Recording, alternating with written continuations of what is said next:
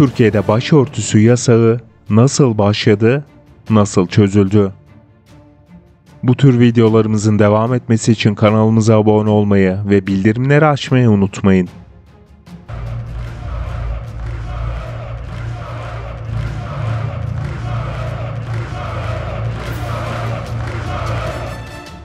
Türkiye'de başörtüsü yasağının en fazla mağduriyet ve tartışma yarattığı yer üniversiteler oldu. Başörtülü olduğu için nice kızımız üniversite tahsili göremedi. Polis coplarıyla dövüldükleri günleri bilir.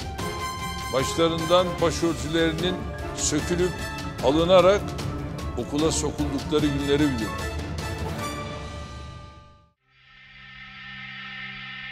Bir dönem başları örtülü olduğu için birçok öğrenci yüksek öğrenim hakkını kullanamadı. Yasaklarla ilgili uygulamalar 1990'ların ikinci yarısındaki 28 Şubat süreciyle zirveye çıktı.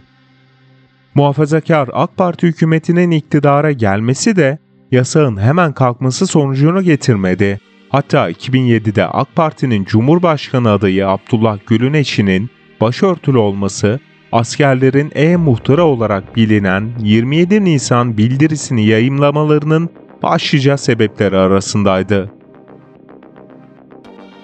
Adalet ve Kalkınma Partisi, başörtüsü yasağını kaldıran genelgeyi iktidarlarının ancak 11. yılında yayınladı. Peki sorunun temeli nereden geliyordu? 1923 Türkiye Cumhuriyeti'nin kurulmasıyla hazırlanan ilk anayasa resmi olarak bir başörtüsü yasağı getirmiyordu ancak resmi kurumlarda başörtüsüyle çalışan da yoktu. Başörtüsünün tartışılmaya başlanması 1960'lı yılların ilk yarısında başörtülü üniversite öğrencilerinin sayısının artmasıyla oldu. Başörtüsü yasağında iki ana kırılma noktası vardır. 1980 askeri darbesiyle 28 Şubat süreci olarak da bilinen askerin 1997 yılındaki siyasete dolaylı ya da fiilen müdahalesi. 12 Eylül 1980 darbesi. Darbe sonrasında çıkartılan ve yaklaşık 31 yıldır yürürlükte kalan kamuda kılık kıyafet yönetmeliği nedeniyle kadınlar kamu kurumlarında başörtüleriyle çalışamadı. Milli Güvenlik Konseyi'nin oluşturduğu Bakanlar Kurulu tarafından kamu kurum ve kuruluşlarında çalışan personelin kılık kıyafetine dair yönetmeliğin 5. maddesine göre kamuda kadınların başlarının daima açık olması gerekiyordu. Aynı yıl hem Milli Eğitim Bakanlığı hem de Yükseköğretim Kurulu da benzer bir genelge yayımladı. Yarının teminatı olan evlatlarımızın Atatürk ilkeleri yerine yabancı ideolojilerle yetişerek sonunda birer anarşist olmasını önleyecek tedbirler alınacaktır. Peki 28 Şubat sürecinde başörtüsüyle ilgili neler yaşandı? Askerin dolaylı yoldan siyasete müdahale ettiği 28 Şubat süreci, kamuda başörtüsü yasağının zirveye çıktığı dönem oldu. İmam Hatip ya da meslek lisesi mezunu olmalarından dolayı nice başarılı genç üniversitede istediği bölümde okuyamadı. 1997 yılında yapılan Milli Güvenlik Kurulu toplantısında irtica öncelikli tehdit olarak kabul edildi. İrtica ile mücadelede yapılması gerekenler 18 maddede toplandı ve aslında tavsiye niteliğinde olması gereken kararlar hayata da geçirilmiş oldu. Listenin en etkin bir şekilde uygulanan maddesi, başörtülülere karşı kamu kurumlarında yaptırımlar içeren madde oldu. O dönemde başörtüsü yasağı, zamanın İstanbul Üniversitesi rektörünün başörtüsünü yasaklayan 23 Şubat 1998 tarihli genelgesiyle başladı. Bu tarihte üniversitelerde eğitim gören başörtülü öğrenci sayısı binlerle ifade edilmekteydi. Bu öğrenciler okula geldiklerinde güvenlik ekipleriyle karşı karşıya kaldılar ve ikna odalarında başlarını açmaya zorlandılar. Açmayanlar hakkında davalar açıldı. Öğrencilerin önünde iki seçenek vardı. Ya başlarını açarak yüksek öğrenime devam edecek ya da açmayarak üniversiteye veda edeceklerdi. Kimi evlerine döndü, kimi istemeyerek de olsa başlarını açarak ya da peruk, bere ve benzeri yöntemlere başvurarak okullarına devam ettiler.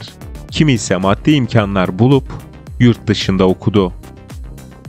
Peki meclisteki ilk başörtüsü denemesi nasıl oldu?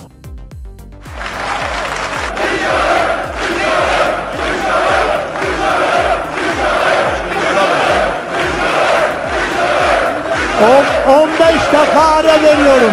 15. Lütfen.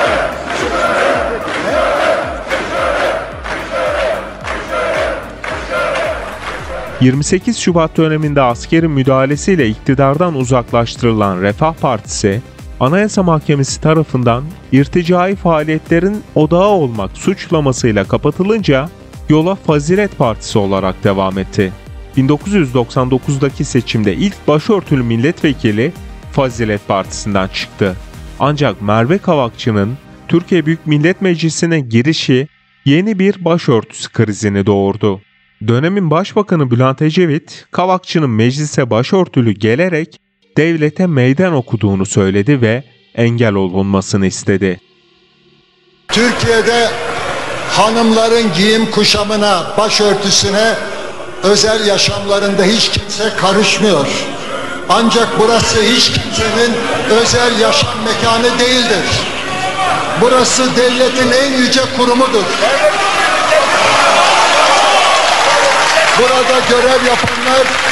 Burada görev yapanlar devletin kurallarına, geleneklerine uymak zorundadırlar.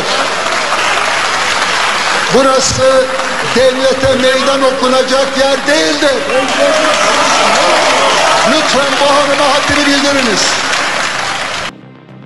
Kavakçı yemin edemedi. Amerika Birleşik Devletleri vatandaşlığını Türk makamlarına bildirmediği gerekçesiyle vatandaşlıktan çıkartıldı. Yasağın kalkışı nasıl oldu? 2002 yılındaki seçimlerde Adalet ve Kalkınma Partisi'nin iktidara gelmesiyle başörtüsü yasağında ani bir değişim olmadı. Başörtüsü hala hassas bir tartışmaydı.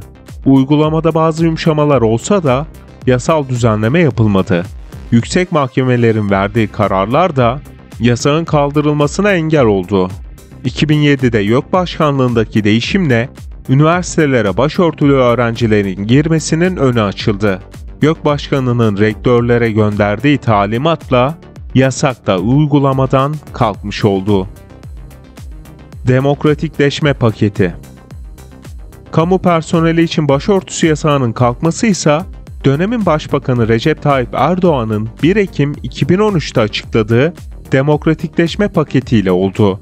Kılık kıyafet yönetmeliğinin 5. maddesinde yapılan değişiklikle kısıtlayıcı hükümler kaldırıldı. Askerler, emniyet mensupları, hakimler ve savcılar bu düzenlemenin dışında tutuldu. Avukatların barolar tarafından belirlenen kurallar çerçevesinde başörtüsü takmayacaklarına ilişkin uygulamalarsa mahkeme kararlarıyla aşıldı. Mecliste çözüm. Kamudaki başörtüsü yasağının kaldırılmasından kısa bir süre sonra sorun mecliste de çözüldü. Haç dönüşü başörtülerini çıkarmayacaklarını açıklayan 4 AK Parti milletvekili 31 Ekim 2013'teki Meclis Genel Kurulu çalışmalarına başörtülü olarak katıldı. AK Parti Konya Milletvekili Gülay Samancı, Denizli Milletvekili Nurcan Dalbudak, Kahramanmaraş Milletvekili Sevde Beyazıt Kaçar ve Mardin Milletvekili Gönül Bekin Şah Kulubey'in katıldığı oturum herhangi bir gerginlik yaşanmadan tamamlanmış oldu. Böylelikle Türkiye Cumhuriyeti tarihinde başörtüsü yasağı 2013 yılında AK Parti hükümetiyle kalkmış oldu. Böylece Türkiye Cumhuriyeti'nde geç kalınan demokratikleşme de gerçekleşmiş oldu. Siz başörtüsü yasağı hakkında ne düşünüyorsunuz? Düşüncelerinizi yorumlar kısmına yazabilirsiniz. Bu tür videoların devam etmesi için kanalımıza abone olmayı ve bildirimleri açmayı unutmayın. Bir sonraki videoda görüşmek dileğiyle.